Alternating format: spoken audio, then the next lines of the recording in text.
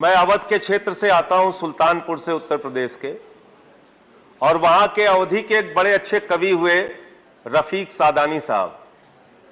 उन्होंने अवधी में एक लाइन लिखी कि जब जब चुनाव आवत है भात मांगा पुलाव आवत है। भारतीय जनता पार्टी की हालत यही है मान्यवर। इनकी सरकार, चुनाव आ जाए तो पेट्रोल का दाम कम, डीजल का दाम कम, गैस का दाम कम, सीएनजी का दाम कम, पीएनजी का दाम कम, सारी चीजों में महंगाई कम।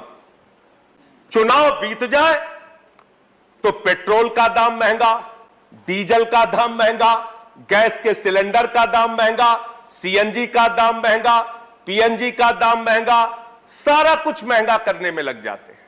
इसका मतलब महंगाई से कोई आपका गोपनीय समझौता है मान्यवर, कोई गोपनीय समझौता है।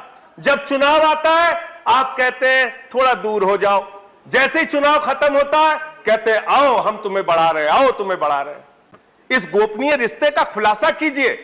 आप लोग ये जो झूठे तर्क देते हैं देश के सामने कि भाई इस समय तो युद्ध की स्थिति है, इस समय तो अंतर्राष्ट्रीय बाजार में कच्चे तेल का दाम बढ़ रहा है, अंतर्राष्ट्रीय बाजार में कच्चे तेल का दाम पिछले 7 वर्षों में कब कब बढ़ा और कब कब घटा, और उसके मुताबिक कब कब आपने हिंदुस्तान में डीजल और पेट्रोल का दाम घटाया और बढ़ाया।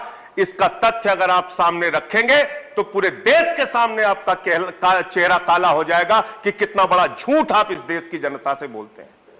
महंगाई आपको बढ़ाना होता है, उसके लिए 1000 तर्क आपके पास मौजूद है। दूसरी बात, अभी तो शुरू हुआ, फिर से बोलना शुरू कर देते हैं लोग।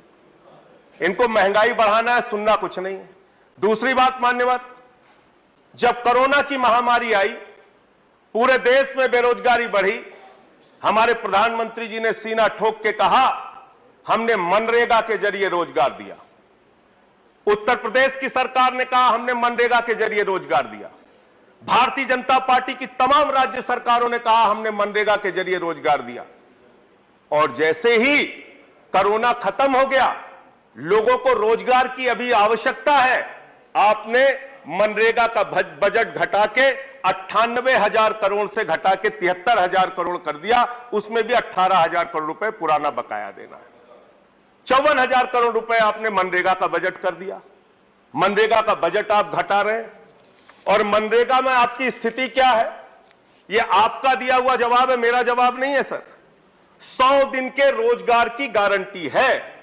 आंध्र प्रदेश में औसत 30 दिन, अरुणाचल में 47 दिन, आसाम में 22 दिन, बिहार में 36 दिन, छत्तीसगढ़ में 29 दिन, गोवा में 19 दिन, ऐसे ऐसे करके मध्य प्रदेश में 31 दिन। साल में मात्र 31 दिन, 30 दिन, 20 दिन आप रोजगार दे पा रहे हैं मनरेगा के जरिए, जिसका आप पूरे हिंदुस्तान में ढिंढोरा पीटते हैं कि हमने मनरेगा के जरिए बहुत रोजगार देने का काम किया। इसके साथ साथ नौजवान बेरोजगारों की अगर हम बात करें मान्यवर, हर क्षेत्र में ठेका प्रथा इन्होंने लागू कर दी। नौकरियां देने के बजाय आउटसोर्सिंग और ठेका प्रथा। और यह ठेका प्रथा एकमात्र कमीशन खोरी और भ्रष्टाचार का जरिया है।